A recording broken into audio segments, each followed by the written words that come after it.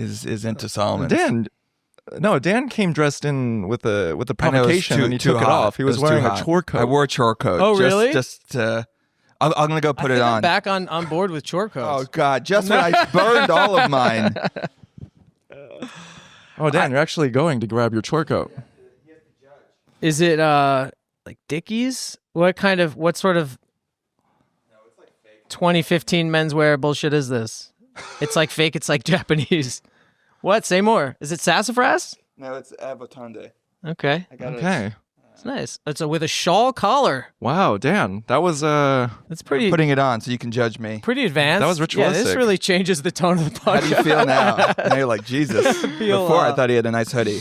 Yeah, I put on it. I got it. I feel like the clock is Sportivo. actually. I said I had to be out of here an hour, but it's more like 45 minutes. Yeah, at least our dweebness rub off on it. So for our listeners, Noah Johnson, if a cursory Google search will show that he is you're the Grim Reaper of sorts when it comes to menswear trends. And I'm just going to read a few headlines that you've written in the past. So we have the return of the zip hoodie. There's never been a better time to wear jeans. R.I.P. Gorpcore. It's time to start wearing Vans again. Friends don't let friends wear chore coats. Is Nike still cool? Yeah. These are good. Any book editors listening right now, if they want to, I have this is an amazing collection. So you put a blindfold on and you pin the tail on a trend on the I GQ hang out wall. outside. And this is when you used to write for GQ. These are all part of my a column I kept at GQ. Yeah, You just have a brainstorming session of what are the most ubiquitous articles of clothing. You throw that all into a hat. And then you just pick one out. Something like that. But no, they're all honest to goodness. This is my demented brain. This is how it works. Like, it occurred to me where I was like, damn, I haven't worn a zip hoodie in years, maybe. They just totally fell out. I was part of that like American Apparel, like first wave of them.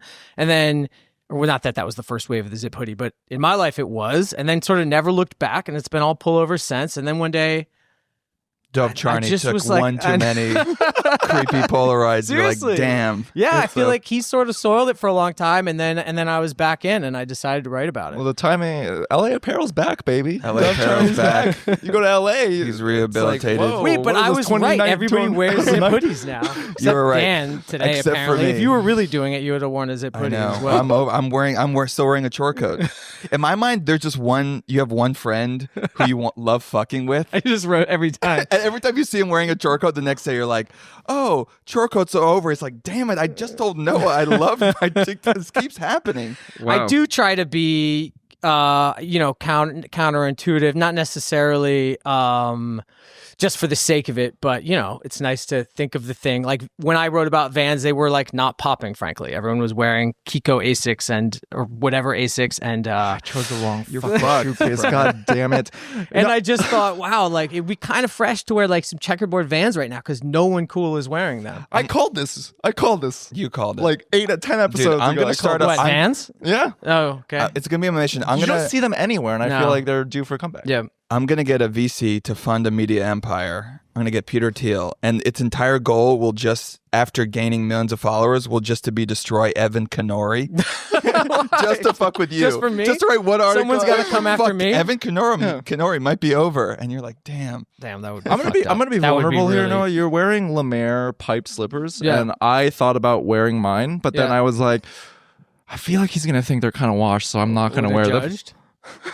That's really funny because I was gonna wear black Asics, and then I was like, I don't know if they'll be able to see my shoes, but maybe I should kind of like step it up. I'm not even kidding. Wow. My black Asics are the jound ones though. They weren't that cool. I was thinking about being like a tall Korean dude. And I was like, fuck, I think Brian's going to come in with that again. He always is doing that. Yeah, he's always pulling that shit. It's going to be like Sam Rockwell in White Lotus. Always with the long coat. Are there any? Do you think that you originated any trends then?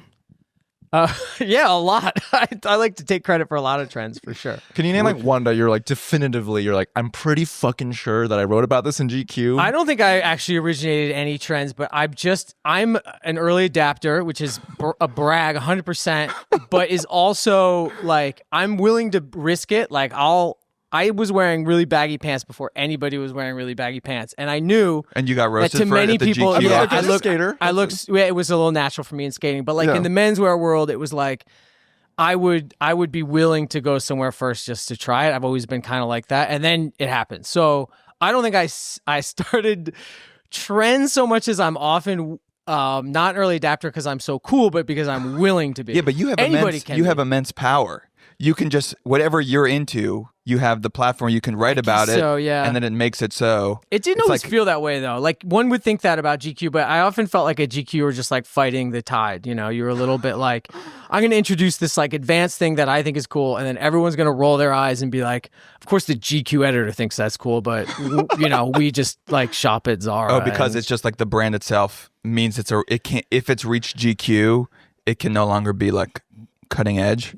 Perhaps, yeah. Or is it because like the readership is kind of middle? Exactly. It's just a massive readership, which again, you know, like a lot of publications are, and you find that like you're often just trying to speak to like the 10% that like give a shit and that have like more influence and have more whatever, like that you want traction with, you know, and the other 90%, there's way more of them, but they're less important. Yeah. I can sense the pain in your eyes. Which is how I feel about everyone listening to this PTSD. right now. I only care about 10% of you. Yeah. At GQ, it's like, all right, let's write another piece about how 501s are a classic staple. They're never going out.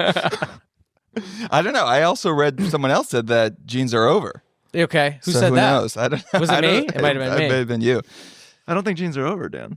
Or maybe it's the best time. All these little TikTokers are just discovering Japanese selvage denim. Like, I mean, I think it's fun to be so deep, you could say with your head up your ass, or just so deep in a world where like subtle shifts finally are kind of meaningful to you, where you're like, wow, jeans are cool again. And most people would be like, what are you even talking about? But to you and your like small community, you're like, yeah, I don't know. And it does. No one was really wearing them for the last 6 to 8 months. It does trickle down. Yeah, I think I try not to think about it too much because, you know, I'll walk through a shop like CHCM and I just see all the other menswear bros posted up there and I'm clocking their fits and I'm like, I hate that I know what this little like fucking wax cotton finish means and what it means to the craftsmanship of this piece. Yeah. And I'm like, do I like this for myself or am I just trying to flex on other dudes who are in this really esoteric shop? Yeah.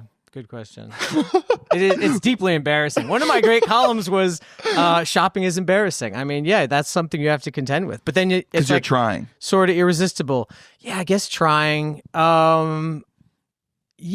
And, you know, just like dealing with all the connotations of fashion being sort of frivolous and I don't know. Yeah, not intellectual. Not that I even give a shit about that. But to some extent, we're sort of programmed to feel like it's not worth too much consideration.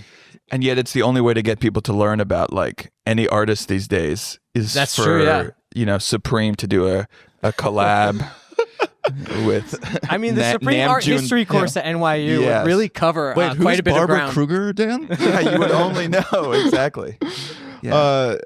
I do get a good laugh on Substack though, because there's a lot of the cognitive dissonance that a lot of these fashion people buy into, of like convincing themselves that actually shopping and consumption is very good. In fact, yeah, it's good if you do it the right way. Yeah, in the way that I do it. It's good when buying shit is bad, but I buy shit. When I buy, it's good. That's how I feel about phones. Do some real gymnastics. When people are like on their phones, you're like, and like, oh, I'm addicted to my phone. I'm like, I actually do phone good. Yeah. It's only good if reading articles, like writing creative ideas. I never check the explore page. Yeah, you do phone bad. But yeah, it is that you hit the nail on the head. It's only good if it's mud dyed and it was made in Okinawa, Japan, and it's a jacket that costs $950. And it's virtuous. Yeah. Okay, that was Middlebrow.